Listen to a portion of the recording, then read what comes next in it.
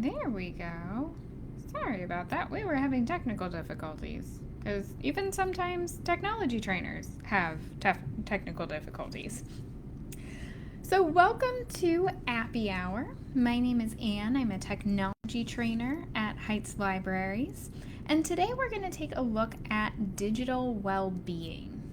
So, especially in the midst of a pandemic and staying home, you might have found yourself looking at your phone, looking at your devices a lot more than you did before, especially if you're working from home. You might always have your phone nearby as a distraction. So today we'll take a look at some strategies, some apps that many of which are actually included in your phone. There's nothing that you need to install. They can help you manage the amount of time that you spend on your phone. It can minimize things like blue light, which there's some indications can keep you up at night. And we'll also take a look at one option, a third-party option that can help you keep focused during the day when you really need to step away from the phone and focus on whatever you're supposed to be doing. So this is one of our Facebook Live events, of course. That's how you're watching it. And these are recorded. This will be available on the library's Facebook page once we finish up today. And you can take a look on there to see all of the previous Facebook Live events that we have done. We also do tech talks, so not just Appy Hour when we talk about apps that you can install on your mobile phone or your smartphone or tablet, but also tech talks, which are our lectures on timely technology topics, things like cutting the cord or how to spot fake news. All of those are available on the library's Facebook page and also available on the library's YouTube channel as well. So this will end up on YouTube usually a day or so after we actually do the event. So if you want to go back and see previous events, if you want to see or you want to share this with somebody else who might be interested in this particular topic, you can absolutely do that. But we'll go ahead and get started. So like I mentioned at the beginning, my name is Anne. I'm a technology trainer at Heights Libraries. I teach our classes, which are all virtual at the moment, but hopefully someday soon we'll get back to in-person classes. In the meantime, we just have to deal with posting things on Facebook and all the technical glitches that go with it. So we are taking a look today at digital wellness or digital well-being. And this has been a topic that's come up, especially in recent years, especially this year, the last 2 years, just because we are around technology so much more than we were before. And one big question that's come up is what impact do these everyday technologies, things like our phones or being in front of a computer screen or anything like that, have on our well-being, whether that's mental health, physical health, etc. And there have been some interesting findings regarding this. There are some potential harms done to us by over-relying on screens, which include shortened attention span. I know I'm feeling that one a lot. Increased anxiety, and also it impacts our productivity. If you're checking your phone every couple of minutes, or if you keep switching back and forth between tabs, which I know I do all the time, it's hard to be productive. It's hard to buckle down and actually do some work.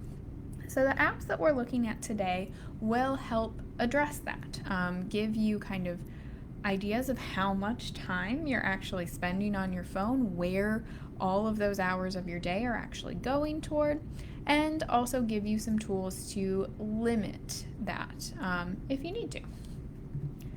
Another big conversation around digital well-being is the concept of blue light. So blue light is one type of ultraviolet light.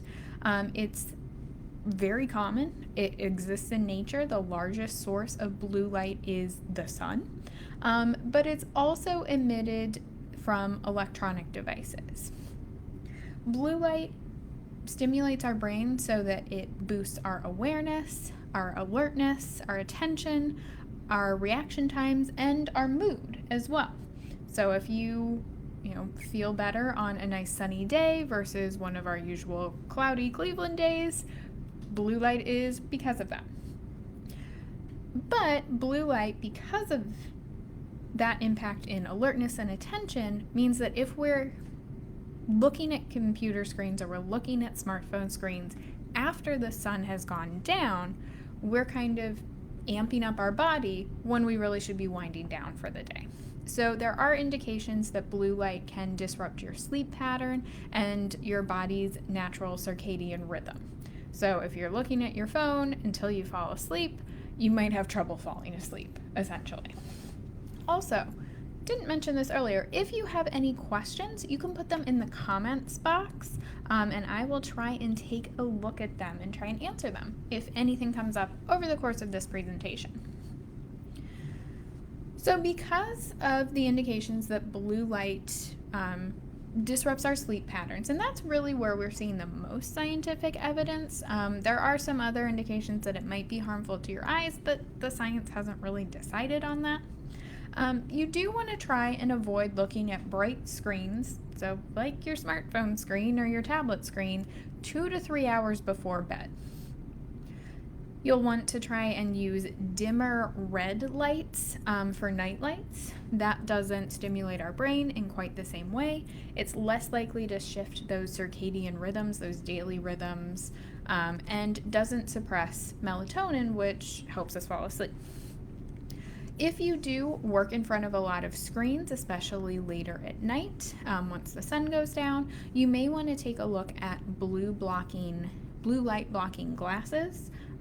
Whether or not you have a prescription or not, you can certainly pick those up. There also are a lot of apps, many of which are actually built into your phone or even built into your computer, that will filter out that blue or green wavelength at night. They can be set up to automatically turn on at sunset, automatically turn off at sunrise, and in between, it cuts down on that blue light so that you are hopefully able to sleep better.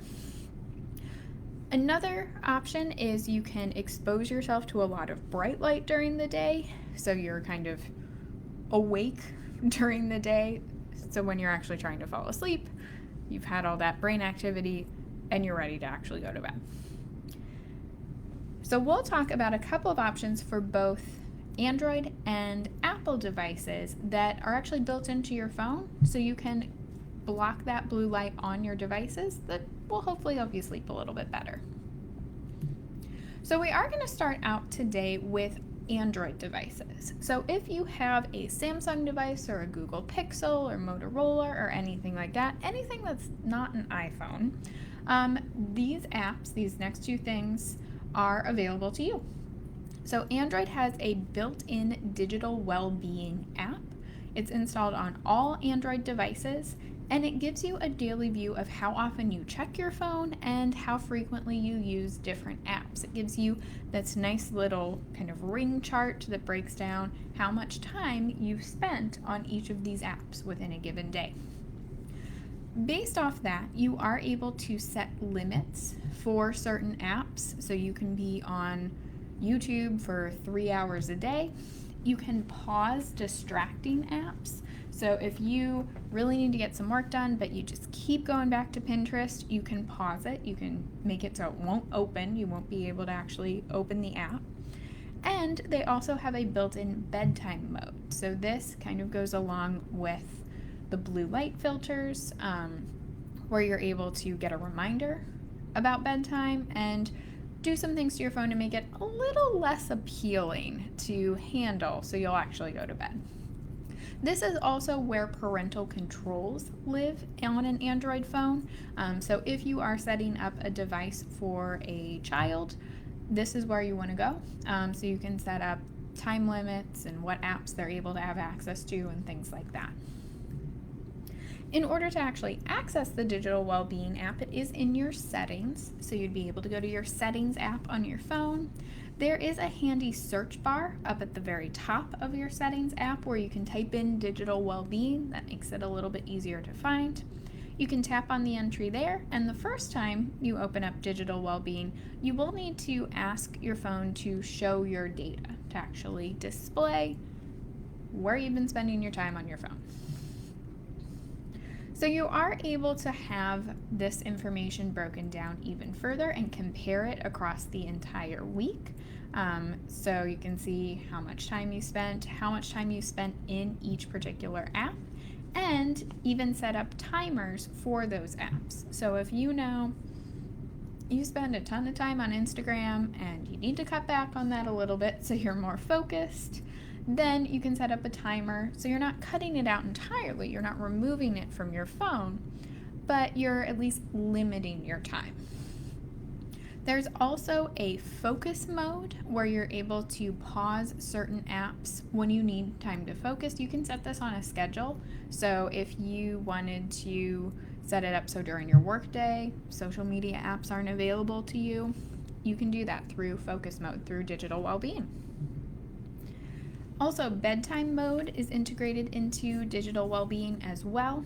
Like I mentioned, this is a bedtime reminder. I actually have this set up on my own Android phone where every day at 10:30 it'll say, hey, actually at about 10:15 it'll pop up and say, hey, you should be going to bed at 10:30. Whether or not that actually happens is a different question, but at least I have that reminder, that kind of structure to be like, you should probably start wrapping things up. This can be dependent on your alarms as well. So if you have set an alarm, if you get up every day at 7 a.m., you know you need 8 hours of sleep, the digital well-being bedtime mode will automatically calculate and say, okay, you need to be in bed by 11 p.m. There is an option within bedtime mode to change your screen to grayscale. That means that everything on your screen is going to be in black and white, which makes your phone a lot less appealing to look at. It's kind of the idea behind it. It can also dim and tint your screen, again cutting out that blue light, and it can automatically turn on Do Not Disturb as well. So this will mute any sounds or notifications and diverts calls unless it's somebody in your contacts, for example, or they call repeatedly, just in case of an emergency. But this can help you, your phone actually help you settle down for the day. So it can be a good reminder and kind of cuts out those distractions so you can actually go to bed on time. Night light is often what the Android blue light filter is called, at least on the Google Pixel devices. This may vary depending on the type of phone that you have. On Samsung devices, which is kind of the right-hand side of the screen, it's called the blue light filter, which is honestly more self-explanatory. In either case, this will be available in your settings and then under display. This is also where you're able to change like the brightness of your screen or how quickly your screen turns off. But you should see an option for night light or blue light filter there. You can turn it on and off, and you can also set up a schedule. So whether you know the exact time that you want it to turn on and the exact time you want it to turn off, or if you want it to change with the way sunrise and sunset changes. You can set that up within the settings app and display settings for your individual phone. And this is something that you can really set it and forget it. I think I set up my blue light filter, my night light, when I got my phone, and then I haven't really looked at it since. I don't even really notice it anymore. Just if I'm looking at my phone at the moment that it changes, at the moment that's considered sunset or the moment that's considered sunrise, I can see a subtle change in the kind of color tone of my screen. But that's about it. You won't necessarily notice a big difference, and it could have a big benefit for your sleep cycles especially. Now, if you do have an iPhone, and this will also apply for iPads as well, iOS devices, Apple's version of digital well-being is called Screen Time. So this is in your settings app. It's installed on all Apple devices, and kind of like the Android version, it gives you reports on your screen time usage. This is kind of handy because it breaks it down by actual category of app, not just the apps themselves. So social networking, for example, in this little screenshot means Facebook and Instagram and TikTok and all of those social networking apps. Entertainment might be Netflix and YouTube, for example. So they're kind of grouped together in categories, which will be helpful later on when we talk about filtering out certain apps. Just like with Android, you are able to set limits on the time spent in certain apps, and this is also where parental controls is. So sometimes you can play the parent for yourself and provide those time limits, and sometimes you're actually a parent or a guardian, the person in charge of child's phone, and you need to set up those limitations too. They all live in the same place. So screen time is available in settings, and then it is in kind of the list of settings, just screen time is listed. You can turn on screen time. You will need to actually turn it on, and you'll get a weekly report about how you're using your phone. This is also where you can set this up as a parent, so you can see how your child's using their phone, what limitations you need to implement. All exists in the same place. And there are a couple cool extra features with Apple's screen time. So there is downtime, kind of similar to focus mode in Android, where you're able to not have any app distractions. Only phone calls and apps that you allow will be available on your device. And there is a little reminder too. So if you've set it up that, you're going into a meeting, you don't want to get distracted, it'll give you a 5-minute warning at least. You are able, with the parental controls, to limit who your child is communicating with, whether that is by phone, by FaceTime, or by messaging. You can set daily limits, time limits, and this can be by app category too. So if you only want to see productivity apps when you're at work, not social networking, you can set up your phone to do that for you. And you can decide which apps you always want to have access to. That's probably going to be things like your phone app, so you can make a phone call at any time, or messages, or maybe maps so you can get someplace. But you can customize this, and if you get distracted by FaceTime a lot, you can take it off the list of allowed apps, always allowed apps. Apple also, of course, has a version of that blue light filter too. This is also in settings, also in display. So regardless of which type of phone you have, Android or Apple, you probably want to look in your display settings for that blue light filter, which makes sense. Display, what you're looking at, we want to cut out that blue light. So this automatically, again, adjusts the colors of your display to the warmer end of the spectrum, which is easier on your eyes, especially later in the day. You can set it so it will turn on at sunset and off at sunrise based off your location. And you can also have it set to turn off at a certain time too. If you want it to go a little bit longer in the morning, or you want it to turn off before your alarm goes off, even if it's dark outside, you can do that too. And this is an example. I know it looks kind of weird, but this is an example of what that blue light filter looks like when it's actually on. You can adjust it a little bit with night shift. You can make it a little cooler, a little bit more blue toned, or a little bit warmer, a little bit more red toned, depending on your preference. And you get used to it. Honestly, it looks weird right now, potentially on your screen. You won't notice it after looking at it maybe 5-10 minutes. It does change the way colors look a little bit, so maybe don't do a ton of online shopping if you care about specific colors, or don't pick your paint colors with that night shift or blue light filter on, but it can be beneficial, again, with your sleep cycle. So all of the apps we've talked about so far are actually built into your phone, so you don't have to go to your app store to find them. But if you're looking for an app that keeps you from handling your phone, or kind of incentivizes you to not open a bunch of apps, if you like sort of gamification apps, you want to make it into a fun little game so you feel good about yourself when you're successful, there is an app called Forest. It's available for both Apple devices through the Apple App Store and Android devices through Google Play.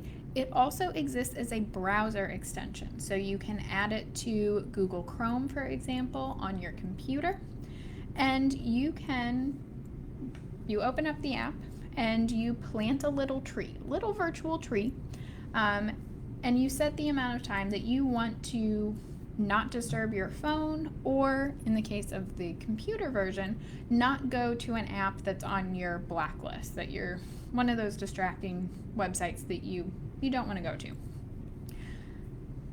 After you've picked that amount of time, your little tree is going to grow, and if you go to that app or that website, you kill your tree, which no one wants to kill trees. So it incentivizes you to stay focused, stay away from those distractions, and let your little tree grow. When you're successful, you've got a tree. You can actually grow entire forests if you keep using the app, keep growing those trees. And you can see all sorts of stats too based off of that, of when am I most productive, when do I use this app the most, how long have I been using it. So it's just kind of a fun gamified version of staying focused and making sure we don't get distracted by all those fun things on our phone or on our computer. So that's everything I have for us today. If you have any questions, like I mentioned, you can put them in the comments. If you came in toward the end of this presentation and you're curious what I was actually talking about, this will be posted on the library's Facebook page basically once I finish up today, once I end the video. It will also be posted to the library's YouTube channel as well, and that's where you can find all of the previous Appy Hour and previous Tech Talks that we've had. There's a ton of good content out there. 2 weeks ago, we talked about how to create a resume. We've also talked about apps for meditation. So maybe you are taking this whole digital well-being concept to heart and you want to actually use your phone for good so you can learn how to meditate or work on meditating more. We've got an Appy Hour on that. We've got Appy Hours on learning languages and recipe apps. We've got a ton of stuff available. We've been doing this for over a year now. So you can definitely check out all of our previous Appy Hours and Tech Talks too. Yes, we've got a comment that Apple does have grayscale as well. That is good to know. I'm on Android, so it's good to get input from Apple users. And dark mode is also helpful. That is very true. I love dark mode. And dark mode is available again in the settings, typically in display as well. So you can have, instead of that glaring bright white light as you open up your phone, it can instead be a dark background that's a little bit easier on the eyes. So thank you for adding that. That's a very, very informative comment. All right. Well, I think we are good for today. So thanks for joining us, and hopefully we'll see you on future Facebook Live events.